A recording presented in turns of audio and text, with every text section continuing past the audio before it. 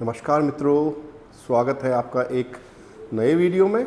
और ये वीडियो काफ़ी खास होने वाला है बिकॉज़ लास्ट वीडियो मैंने अपलोड किया था नर्सिंग डायरेक्ट जॉब के लिए। तो ये वीडियो है आज फिजियोथेरेपी या फिजियोथेरेपिस्ट के लिए जिन्होंने बैचलर कर लिया है या जो बैचलर डिग्री कर रहे हैं या बैचलर मास्टर डिग्री कर रहे हैं, जो मास्टर डिग्री कर रहे हैं थेरेपी में, फिजियोथेरेपी में जो मास्टर डिग्री कर रहे हैं या जो बैचलर डिग्री कर रहे हैं फिजियोथेरेपी में। तो ये वीडियो इनके लिए है।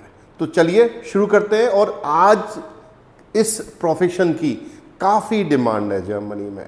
जैसे नर्सिंग प्रोफेशनल की ज़रूरत है, वैसे ही प्रोफेशनल फिजियोथेरेपिस्ट की भी काफ़ी डिमांड है जर्मनी में। तो यदि आप फिजियोथेरेपिस्ट हैं, आपने बैचलर ऑफ फिजियोथेरेपी पूरा कर लिया है या आप कर रहे हैं लास्ट ईयर में या थर्ड ईयर में हैं, या फिर आपने मास्टर फिजियोथेरेपी कोर्स पूरा कर लिया है या कर रहे हैं फाइनल ईयर में, या आपने स्टार्ट किया है, तो दिस इज़ फॉर यू। तो ये वीडियो आपके लिए। बस आपको जर्मन लैंग्वेज स्टार्ट करनी है।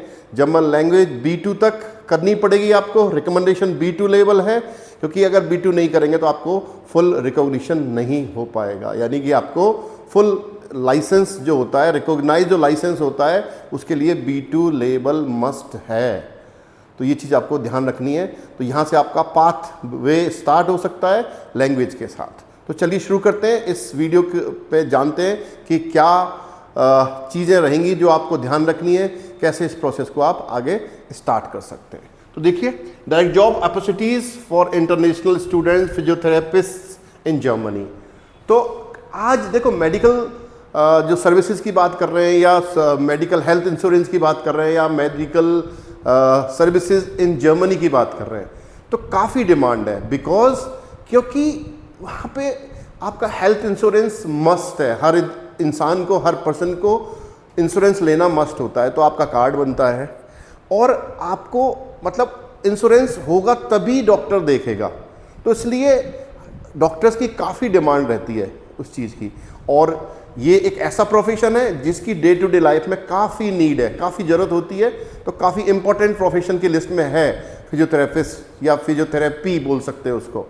तो बैचलर ऑफ थेरेपी फिजियोथेरेपी या मास्टर ऑफ फिजियोथेरेपी, दो कोर्सेज अवेलेबल है इंडिया में इसके। तो आई थिंक खूब सारे प्रोफेशनल्स होंगे जो ये कोर्सेज कर रहे हैं और वो आगे अपना कैरियर जर्मनी बनाना चाहते हैं। तो ये वीडियो उनके लिए काफ़ी मददगार साबित हो सकता है। तो आगे चलते हैं। तो देखिए, physiotherapist is a regulated health profession in Germany. Health care profession, यानी कि हेल्थ केयर प्रोफेशनल्स की काफ़ी डिमांड है जर्मनी में। और ये डिग्री आपके काफ़ी काम आ सकती है।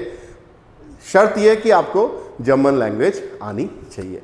अगर जर्मन लैंग्वेज आती है, आपको जर्मन भाषा आप बोल पा रहे हैं, तो आप आगे अपने कैरियर में उड़ान भर सकते हैं। एक नया रूप दे सकते हैं अपने कैरियर को। International graduates can work in Germany only after obtaining official professional recognition. देखो, ये सबसे इंपॉर्टेंट है, अनएरकेनुंग, यानी कि आपको अपनी डिग्री को रिकॉग्नाइज करवाना पड़ेगा वहाँ की फेडरल एजेंसी से। यानी कि उसकी जो स्टेट एजेंसी है, हर स्टेट में एजेंसी, सरकार की एजेंसी काम करती है, उससे आपको अपने डॉक्यूमेंट रिकॉग्नाइज कराने होंगे। रिकॉग्निशन के बाद ही आप जर्मनी में काम कर सकते हैं एज ए प्रोफेशनल नर्स या एज ए प्रोफेशनल फिजियोथेरेपिस्ट। तो सबसे पहला प्रोसेस यही होता है। और ये प्रोसेस आप इंडिया से भी स्टार्ट कर सकते हैं। उनकी वेबसाइट है, उन पे जाके आप अपने डॉक्यूमेंट्स अपलोड करें और वो प्रोसेस स्टार्ट करवा सकते हैं। लेकिन उसमें काफ़ी टाइम लगता है, 4 से 5 महीने का टाइम लग सकता है, ज़्यादा भी लग सकता है, it depends.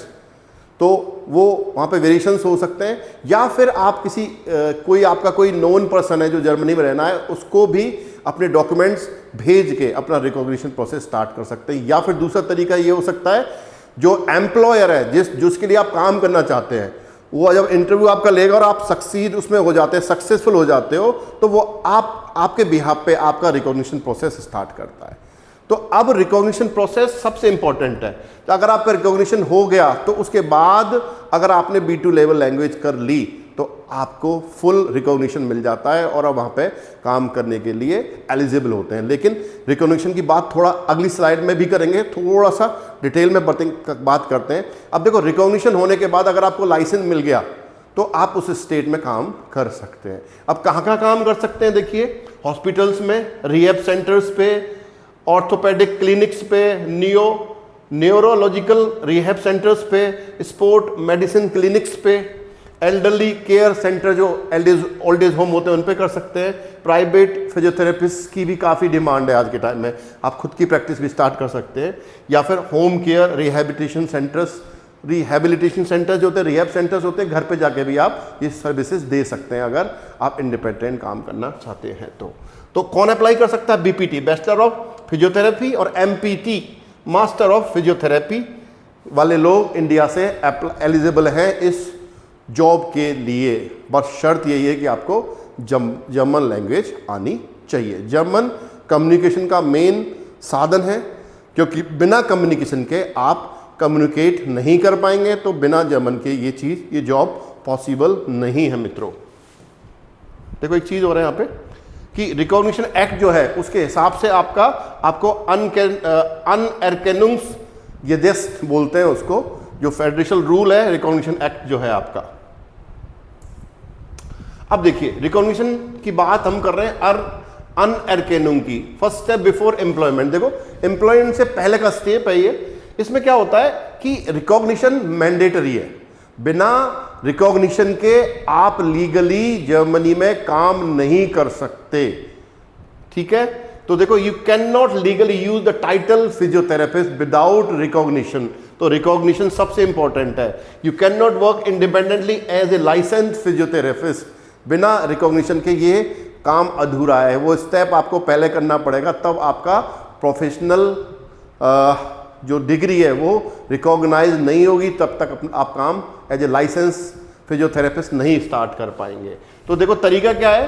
Check the responsible authority in federal state where you intend to work. तो जिस स्टेट में आप काम करना चाहते हैं उसकी एजेंसी से आपको कांटेक्ट करना पड़ेगा, अपने एप्लीकेशन, जो रिकॉग्निशन का जो एप्लीकेशन है वो सबमिट करना पड़ेगा, qualification comparison with German standard, यानी कि जर्मन स्टैंडर्ड के हिसाब से आपकी जो डिग्री है, आपके जो डिप्लोमाज हैं, आपके जो एक्सपीरियंस सर्टिफिकेट्स हैं, वो उनमें कितना कंपैरिजन है, उसमें कोई ऐसा तो नहीं है वो कम हो रहे हैं, जो टाइम ड्यूरेशन होना चाहिए वो पूरा हो रहा है कि नहीं हो रहा है। वो एक पूरा वो एजेंसी पूरा काम करती है उस पर। उसके बाद आपको स्टेटस देती है, या तो आपको फुल रिकॉग्निशन मिलता है या फिर पार्शियल रिकॉग्निशन आपको मिल सकता है।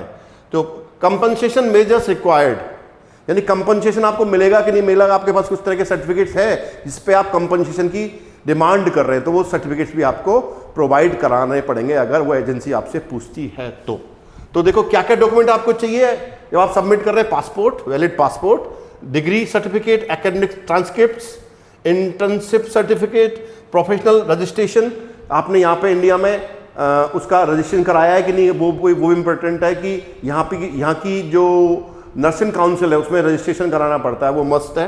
इसके आपका CV और प्रूफ ऑफ वर्क एक्सपीरियंस, यानी कि जब आपने कहीं पे काम किया है तो उसके एक्सपीरियंस सर्टिफिकेट्स आपके पास है या नहीं है, और certified language translations were required, यानी कि जरूरत है तो आपको हो सकता है ये डिग्री सर्टिफिकेट जो है वो आपको उनको ट्रांसलेट करवाना पड़े, यानी करवाना ही पड़ेगा, वो मांगेंगे आपसे। तो किसी ऑथराइज्ड ट्रांसलेटर से वो आपको डॉक्यूमेंट्स सर्टिफाइड कराने पड़ेंगे, उनको ट्रांसलेट कराना पड़ेगा, तो उस पर सील होनी चाहिए और वो वैलिड होने चाहिए। क्योंकि अगर वो वैलिड नहीं हुए और कहीं को कंप्लेंट हो गई, मतलब उनको ये लगा कि ये सर्टिफिकेट सही नहीं है, इनका ट्रांसलेशन ठीक नहीं हुआ है, तो आपको रिजेक्शंस आ सकते हैं। तो बी केयरफुल, किसी ऐसे इंसान से, किसी ऐसे ट्रांसलेटर से ही काम करवाएं जो लीगली काम करता हो, उसके पास सील हो और वो उस लैंग्वेज की परफेक्ट नॉलेज रखता हो। तो ये चीज आपको थोड़ा सा ध्यान रखनी पड़ेगी यहां पे मित्रों। ओके, अब देखो सबसे इंपॉर्टेंट लैंग्वेज की बात आ गई, अडेप्टेशन प्रोग्राम प्रोसेस की बात कर रहे हैं। जब फेडरल एजेंसी आपके डॉक्यूमेंट्स को चेक करती है तो वो पाती है कि आपको अडेप्टेशन प्रोग्राम पे जाना पड़ेगा, यानी कि आपको पार्शियल उसने रिकॉग्निशन दिया और बोला कि आपको 6 महीने का अडेप्टेशन प्रोग्राम करना पड़ेगा। तो अडेप्टेशन प्रोग्राम एक मस्ट एक प्रोसेस है 6 महीने का। वहाँ पे 5 महीने आपको किसी प्रोफेशनल जो इनके स्कूल्स होते हैं वहाँ पे ट्रेनिंग दी जाती है, और फिर 1 महीने की आपको उसके बाद इंटर्नशिप करनी पड़ती है, और उसके बाद आपका फाइनल एग्जाम होता है नॉलेज एग्जामिनेशन कैंटनिस प्रूफिंग। उससे पहले होता है अडेप्टेशन पीरियड, यानी कि अनपासungslehrgang। तो यानी अडेप्टेशन प्रोग्राम का जो प्रोसेस जो क्या कहलाता है, अनपासungslehrgang बोलते हैं उसको, वो आपको करना होता है। 6 महीने का रहता है, और हो सकता है आप जल्दी भी कर लो, वो डिपेंड करता है प्रोसेस पे। और जब ये आपका अडेप्टेशन प्रोग्राम पूरा हो जाएगा उसके बाद आपका नॉलेज एग्जामिनेशन होगा, और उसके बाद आपको फुली प्रोफेशनल रिकॉग्निशन मिल जाता है, और उस स्टेट लाइसेंस भी मिल जाता है जिस स्टेट में आपने अप्लाई किया है और जहाँ से आपको फुल रिकॉग्निशन मिला है, वहाँ पे आप काम करने के लिए एलिजिबल हो जाते हैं। लेकिन आपको 2 ही चांस मिलते हैं कैंटनिस प्रूफिंग को पास करने के। अगर आप कैंटनिस प्रूफिंग पास नहीं कर पाते हैं दो बार में, तो आपको फुली प्रोफेशनल रिकॉग्निशन नहीं मिलेगा, आपको एज ए असिस्टेंट ही काम करना पड़ेगा, तो उसमें पैसे मित्रों कम मिलते हैं। तो देखो सबसे इंपॉर्टेंट है आपकी लैंग्वेज, तो सबसे इंपॉर्टेंट है, क्योंकि तब से आपको जब भी आप किसी व्यक्ति से पर्सन से बात करेंगे तो उसको आपको कम्युनिकेट करना पड़ेगा, तो सबसे इंपॉर्टेंट है ये। तो कम्युनिकेशन के लिए आपको क्या चाहिए, एक अच्छी लैंग्वेज। जितनी अच्छी आपकी लैंग्वेज होगी उतना ही अच्छा आपका कम्युनिकेशन होगा मित्रों। तो B2 रिकमेंडेबल है, B2 करके ही जाएं यहाँ से, ऐसा कोई शॉर्ट तरीका ना देखें चलो B1 कर लिया B2 वहाँ पे जाके कर लेंगे, तो वहाँ पे जाके आपको ऑलरेडी काफ़ी लोड रहता है, तो वो एक चैलेंज हो सकता है काफ़ी। तो इसलिए यहीं से B2 करके जाएं, ज़्यादा आसान रहेगा। आप अपना पूरा टाइम अपना जो अडेप्टेशन प्रोग्राम है उस पर दें और जल्दी से जल्दी उसको पूरा करें, जिससे आप कैंटनिस प्रूफिंग दे के फटाफट से आपको वो डिग्री मिल जाए, जो लाइसेंस है जिसकी आपको रिक्वायरमेंट है प्रोफेशनल लाइसेंस की, वो मिल जाए और उस स्टेट में आप काम करने के लिए एलिजिबल हो सकें। तो सबसे इंपॉर्टेंट यही चीज़ है, क्योंकि देखिए communication is the key of success. बिना कम्युनिकेशन के कुछ नहीं है मित्रों। एक ब्रिज का काम करता है कम्युनिकेशन, आपको एक ब्रिज एक सेतु की तरह काम करता है, तो ये सबसे इंपॉर्टेंट है। अब देखिए पूरा पाथवे क्या हो सकता है आपका स्टेप बाय स्टेप। सबसे पहले आप अपनी डिग्री कंप्लीट करिए बीपीटी या एमपीटी, उसके बाद लैंग्वेज सीखिए। B2 तक रिकमेंडेबल है, मेरा रिकमेंडेशन तो B2 ही है मित्रों। फिर आप रिकॉग्निशन के लिए यहीं से अप्लाई कर सकते हैं, या फिर आप एम्प्लॉयर के साथ आपका इंटरव्यू हो सकता है और एम्प्लॉयर आपको चूज कर लेता है कि भाई यू आर सेलेक्टेड, तो फिर वो आपके बिहाफ पे आपका अनएरकेनिंग प्रोसेस स्टार्ट करता है। अनएरकेनिंग में फेडरल एजेंसी आपके डॉक्यूमेंट्स को वेरीफाई करेगी। अगर उनको लगता है कि आपको फुल रिकॉग्निशन करना पॉसिबल नहीं है तो आपको अडेप्टेशन प्रोग्राम पे जाना पड़ेगा, तो आपको वहाँ पे उनका डिसीजन मिलेगा, तो वो आपको बताएंगे कि आप फुली रिकॉग्नाइज हो सकते हो, नहीं हो सकते, तो आपको अडेप्टेशन प्रोग्राम पे जाना पड़ेगा। तो ये अडेप्टेशन प्रोग्राम आप करोगे, उसके बाद आपका नॉलेज एग्जाम होता है, राइट। उसके बाद जैसे ही आपने वो एग्जाम पास करा तो आपको फुल रिकॉग्निशन उस स्टेट से फेडरल एजेंसी से मिलता है और आपको एक जॉब ऑफर मिलता है।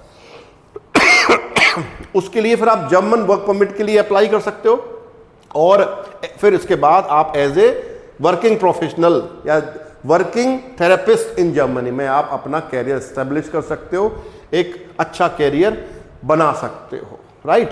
अब देखो जो एवरेज सैलरी है वो वेरी करती है, मैं अभी नहीं बता सकता कि आपको कितनी सैलरी मिलेगी, लेकिन वो स्टेट टू स्टेट वाइज आपको वेरी करेगी, क्योंकि डिपेंड करता है आप फैमिली के, अगर फैमिली का फायदा ले रहे हो तो हो सकता है टैक्सेस कम लगे, तो डिपेंड्स भी, ये भी कहना पॉसिबल नहीं है कि एग्जैक्ट कितना पैसा आपको मिलेगा, क्योंकि वो ये कैलकुलेशन उस टाइम पे ही निकल के आएगी। लेकिन जो ग्रॉस सैलरी है वो 3500 यूरो के आसपास रहती है, यानी कि फुल रिकॉग्निशन मिलने के बाद, राइट। और अगर आप एक्सपीरियंसड हैं, आपको एक्सपीरियंस है, तो ये हो सकता है आपको 4800 euro per month gross salary भी वहाँ पे मिल सकती है।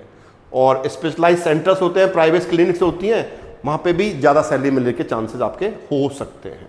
तो फेडरल एम्प्लॉयमेंट एजेंसी बुंदेसआगेंटुर, ये आपको गाइड करती है एम्प्लॉयमेंट सपोर्ट के लिए, है ना, आप कैसे रिकॉग्निशन ले सकते हैं अपने डॉक्यूमेंट्स का, तो इनसे आप संपर्क कर सकते हैं। इसके अलावा रिकॉग्निशन जर्मनी, अनएरकेनिंग डॉइचलैंड ऑफिशियल रिकॉग्निशन फिंडर, तो यहाँ से भी आप प्रोसेस पता कर सकते हैं। और make it in Germany website है, यहाँ से भी आप इसके बारे में कि स्किल्ड जो वर्कर्स हैं या वीज़ा इन्फॉर्मेशन कैसे ले सकते हैं, तो इस वेबसाइट पे जाके भी आप हेल्प ले सकते हैं। तो देखो, एक तो अच्छी बात क्या है, बेनिफिट क्या है एम्प्लॉइज़ के, आपको पेड एनुअल लीव्स मिलती हैं हर साल। इसके अलावा पब्लिक हेल्थ इंश्योरेंस मिलता है, पेंशन कंट्रीब्यूशन रहता है, आपका पीएफ करता है और पेंशन भी रहती है आगे के लिए।